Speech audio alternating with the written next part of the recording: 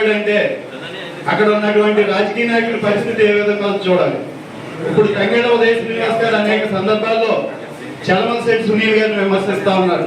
ఇప్పుడే నేను పిఠాపురం నుంచి వస్తా కూడా కారులో చూసాం. ఈ రోజు జరిగినటువంటి తుని మీటింగ్ లో చలమలశెట్టి సునీల్ గారిని ఒక రౌడీ గాను ఒక మాఫియా డాన్ గాను మాట్లాడుతున్నటువంటి బహిరంగ సభలో మాట్లాడిన వ్యక్తి ఉదయ శ్రీనివాస్. మీకు ఒకటే వేడుకుంటే చెప్తా ఉన్నాను, చలమలశెట్టి సునీల్ గారిని మనం గత 15 సంవత్సరాల నుంచి చూస్తా ఉన్నాం.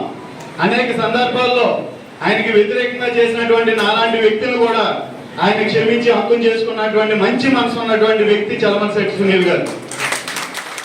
ఏ రోజు కూడా చూడండి, గత 14-15 సంవత్సరాలుగా ఏ రోజైనా చలమలశెట్టి సునీల్ గారు ఆ రోజు ప్రజారాజ్యంలో ఆయన రాజకీయంగా అరంగేటం చేసినటువంటి వ్యక్తి నేటికి కూడా ఎప్పుడూ కూడా ఆయన నడవడికలో కానీ ఆయన మాట తీరులో కానీ ఏ రోజైనా చిన్న పొరపాటు జరగలేదు. ఒక మనిషి నటించగలిగితే మహా నటించగలిగితే 1 సంవత్సరం నటిస్తాడు, 2 సంవత్సరాలు నటిస్తాడు.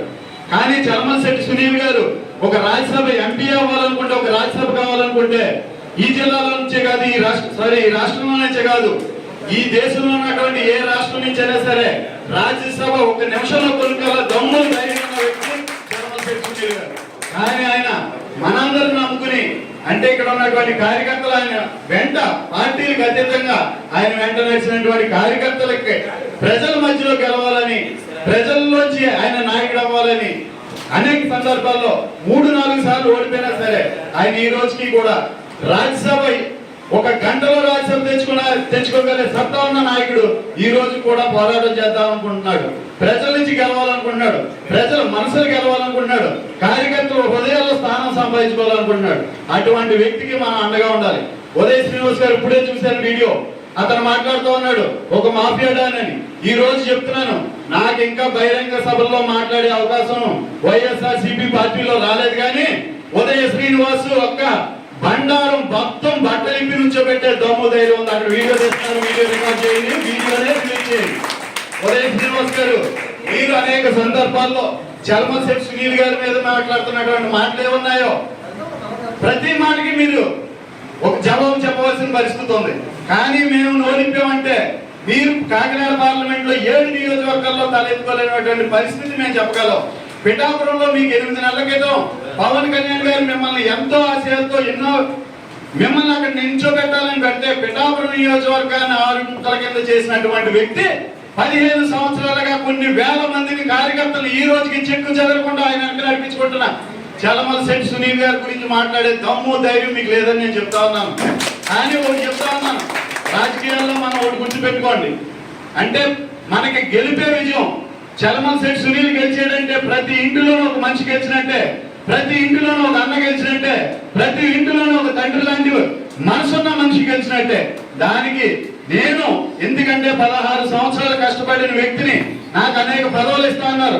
ఈ రోజు నేను చెప్తా ఉన్నాను, ఏ స్వార్థం గాని ఏ డిమాండ్స్ గాని లేకుండా నిస్వార్థంగా చలమలశెట్టి సునీల్ గారిని ఎంపీ చేయడానికి మాత్రమే నేను జనసేన పార్టీని వదిలేసాను తప్పితే వేరే కారణమే లేదు.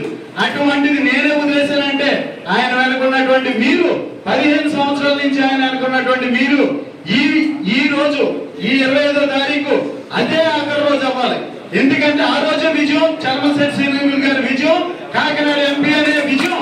ఆ రోజు చేసే విధంగా ప్రతి కార్యకర్త, ప్రతి నాయకుడు నిబద్ధతతో పనిచేయాలి. ఎందుకంటే మీకు చెప్పే అంత ఇంకా హక్కు నాకు రాలేదు.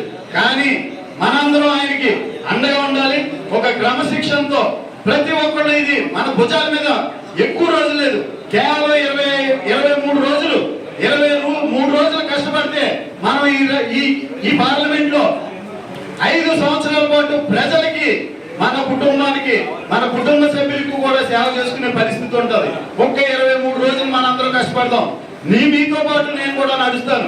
ప్రతి ఒక్కళ్ళు కష్టపడి ఈ 25వ తారీఖు నామినేషనే ఆయన విజయోత్సవ ర్యాలీగా ఉండాలని మనస్ఫూర్తిగా కోరుకుంటూ, మీరు తీసుకున్నటువంటి నిర్ణయాలు ఏమున్నాయో ఆ నిర్ణయానికి ఒక సైనికుడిగా, నేను సునీల్ గారికి ఒక సైనికుడిగా నేను మీతో పాటు నడుస్తానని మాటిస్తా ఉన్నాను. జై హింద్. గోపాల్ గారు అసలు ప్లీజ్ సబ్స్క్రైబ్ .న్యూస్.